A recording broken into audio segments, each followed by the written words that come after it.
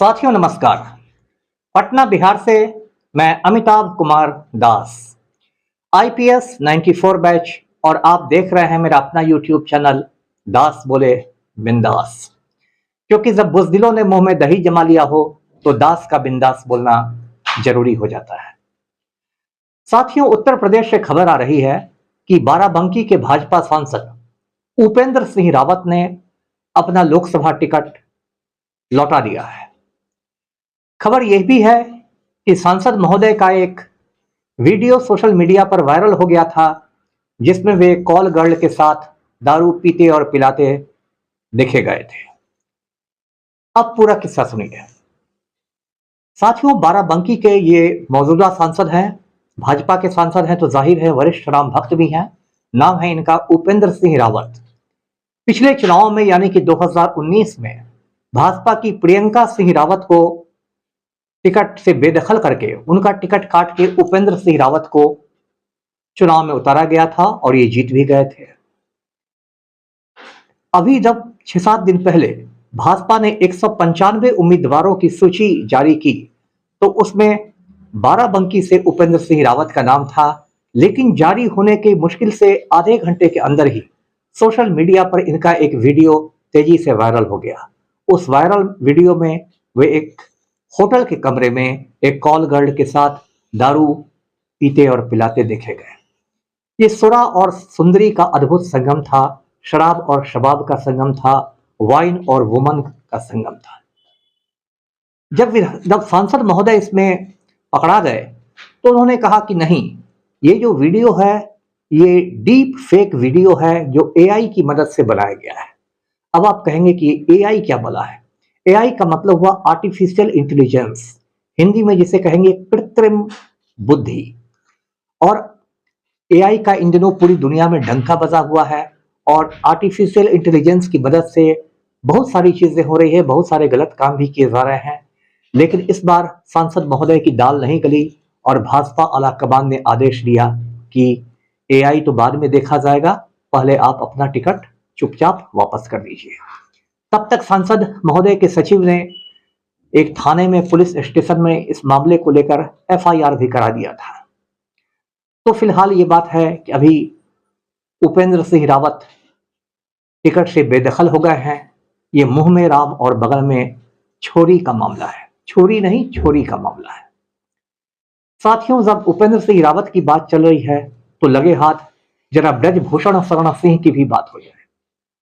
ब्रजभूषण शरण सिंह आप जानते हैं, वो भी भाजपा के सांसद हैं, केसरगंज से, वरिष्ठ राम भक्त हैं, पहलवानी भी किया करते हैं, राजनीति में भी और अखाड़े में भी कुश्ती महासंघ के अध्यक्ष भी हुआ करते थे।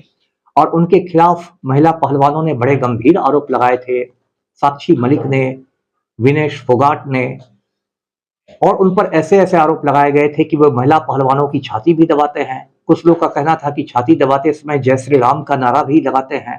वो भी वरिष्ठ राम भक्त थे। ये इतने बड़े राम भक्त थे कि दिल्ली पुलिस इन पर कोई एफआईआर नहीं कर रही थी। जब महिला पहलवान सुप्रीम कोर्ट की शरण में गई, सुप्रीम कोर्ट की फटकार के बाद दिल्ली पुलिस ने इन पर एफआईआर किया। इसके बावजूद दिल्ली पुलिस, जो सीधे तड़ीपार गृह मंत्री के नियंत्रण में है, उसने ब्रजभूषण शरण सिंह की गिरफ्तारी तक नहीं की। और हमारे यशस्वी प्रधानमंत्री ने इसे न अपनी पार्टी से निलंबित किया, न निष्कासित किया, क्योंकि मोदी जी को चिंता है कि यदि ब्रजभूषण शरण सिंह पर एक्शन हो जाता है तो उत्तर प्रदेश में उनका ठाकुर वोट बैंक गड़बड़ा सकता है। अभी ये चर्चा चल रही है कि ब्रजभूषण शरण सिंह का टिकट केसरगंज से भाजपा काट देगी, लेकिन ज्यादा खुश होने की जरूरत नहीं है आपको, क्योंकि ब्रजभूषण शरण सिंह का टिकट काटकर भारतीय जनता पार्टी उनके सुपुत्र प्रतीक भूषण को टिकट देने जा रही है। यानी कि ब्रजभूषण शरण सिंह की एक प्रॉक्सी कैंडिडेट होंगे।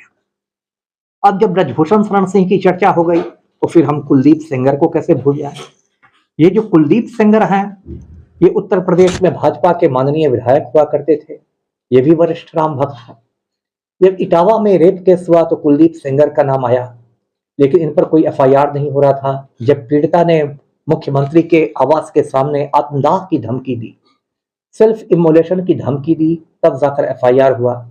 उसके बाद कुछ रहस्यमय दुर्घटनाएं हुई, उसमें पीड़िता की चाची की मौत हो गई, कोई वकील साहब भी मारे गए, उसके बाद इतना हंगामा हुआ कि सुप्रीम कोर्ट को इसमें दखल करना पड़ा और सुप्रीम कोर्ट की दखल के बाद कुलदीप सेंगर को सजा मिली। तो एक और राम भक्त का किस्सा आपने सुन लिया। अब आ जाते हैं एमजे अकबर पर। एमजे अकबर भी वरिष्ठ राम भक्त हैं। आप कहेंगे कि ये कैसे होगा, एमजे अकबर तो मुसलमान है, ये राम भक्त कैसे हो गए? लेकिन एमजे अकबर जितने घनघोर भाजपाई हैं कि उससे ये संदेह पैदा होता है कि इनके भी हृदय में कहीं ना कहीं राम भक्ति की ज्योति जलती ही होगी। एमजे अकबर मोदी की सरकार में विदेश राज्य मंत्री थे। ऐसे ये वरिष्ठ पत्रकार भी रह चुके हैं। एक जमाने में मैंने भी इनकी कई किताबें पढ़ी और एमजे अकबर पर एक दो नहीं, कई महिला पत्रकारों ने इल्जाम लगाए कि इन्होंने उनके साथ बहुत ही इनएप्रोप्रिएट बिहेवियर किया है, अनुपयुक्त आचरण किया है और ये इल्जाम मी टू के इल्जाम कहे गए। अब मैं मी टू के बारे में आपको बता दूं कि मी टू की शुरुआत अमेरिका के हॉलीवुड से हुई, अमेरिकन फिल्म इंडस्ट्री से हुई, जब बहुत सारी अभिनेत्रियों ने और महिलाओं ने वहां के बड़े बड़े प्रोड्यूसर्स पर मी टू का आरोप लगाया, यानी कि मैं भी, और उनका कहना था कि उनके साथ यौन शोषण किया गया है। तो ये मी टू के इल्जाम एमजे अकबर पर लगे। उसमें वे अफ्रीका घूम रहे थे और हंगामा इतना बढ़ा कि अफ्रीका से बुलाकर उनका त्यागपत्र ले लेना पड़ा। और लोग मजाक में कहते हैं कि 500 साल पहले अकबर ने अनारकलियों को चुनवाया था और इस बार अनारकलियों ने अकबर को चुनवा लिया। तो एमजे अकबर का इस्तीफा हो गया, फिर उनका टिकट भी कट गया और फिलहाल वो गुमनामी की जिंदगी जी रहा है।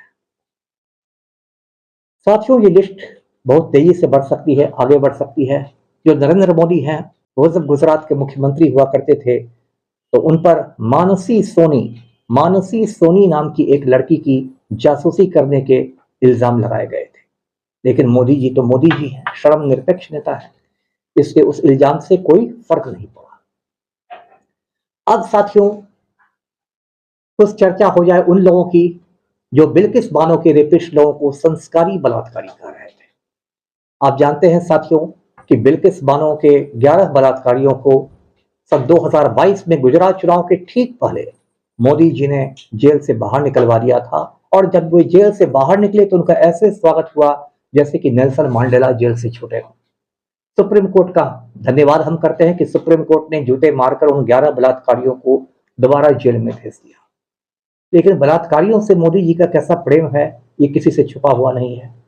मोदी जी के गुरु हैं आसाराम बापू, जो कभी आशुमल तांगा वाला हुआ करते थे और अजमेर रेलवे स्टेशन पर तांगा चलाते थे। आसाराम बापू ने भी नाबालिग के साथ रेप किया और उस मामले में अभी वो उम्र कैद काट रहे हैं। जोधपुर पुलिस का जो चार्जशीट है उसको पढ़ेंगे तो उसमें लिखा है कि आसाराम बापू के आश्रम में एक कोड वर्ड था रेप के लिए, कोड वर्ड था एकांत अनुष्ठान। तो राम भक्त आसाराम बापू बलात्कार को एकांत अनुष्ठान कहते थे। और ये लिस्ट और लंबी हो सकती है, बाबा राम रहीम, नारायण साईं, कितने बाबा। तो इसको कहते हैं मुंह में राम बगल में छोरी। साथियों, आजकल बहुत सारे सनातनी ये कहते मिलेंगे आपको कि भाजपा की सरकार बनेगी, देश हिंदू राष्ट्र बनेगा, तो ये देश शास्त्रों के अनुसार चलाया जाएगा। मुझे भी ऐसा ही लगता है कि हिंदू राष्ट्र बनेगा जो देश शास्त्रों के अनुसार चलाया जाएगा। और सबसे महत्वपूर्ण शास्त्र सनातनियों के लिए आप जानते हैं काम शास्त्र है। तो आपका वीडियो कैसा लगा, इसको शेयर करें, लाइक करें और मेरे चैनल को सब्सक्राइब करें। धन्यवाद।